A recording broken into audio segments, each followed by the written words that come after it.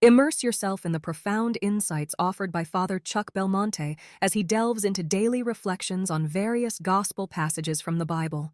April 21st, Sunday. Christ is our Good Shepherd.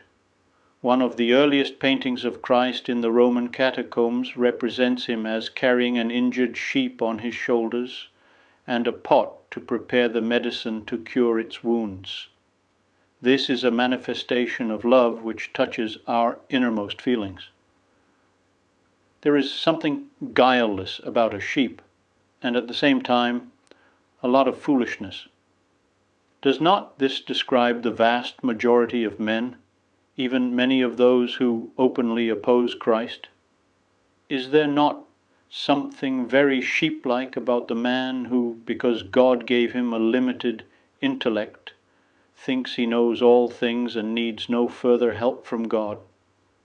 The sheep who thinks it knows as much and even more than the shepherd and sets out to fend for itself is no more foolish than the man who thinks he can do without God's revelation and God's church.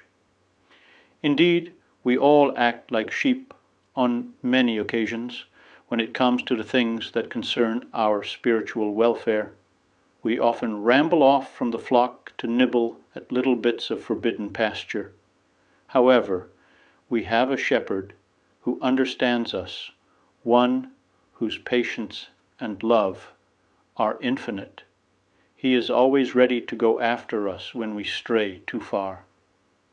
There are many who are not so fortunate as we, who do not hear his voice and do not know or follow him. This is an opportunity he gives us to show how we appreciate all he has done for us. He died on the cross for all men. He wills all men, our friends, to profit by his death, and his statement, "Them also I must bring," is a direct appeal to us to cooperate with him in this work. Every Christian is a missionary. The very fact of living the Christian life in its entirety, in the midst of our fellow men, is of itself a powerful example to outsiders. It influences for good the lax Christian and the non-Christian. It makes them stop and think and look into their consciences. This is generally the first step on the road back to God.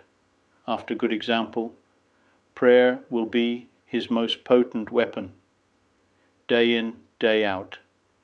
The devout Christian must pray for the conversion of his fellow men who are wandering aimlessly in the barren desert of this life far from God.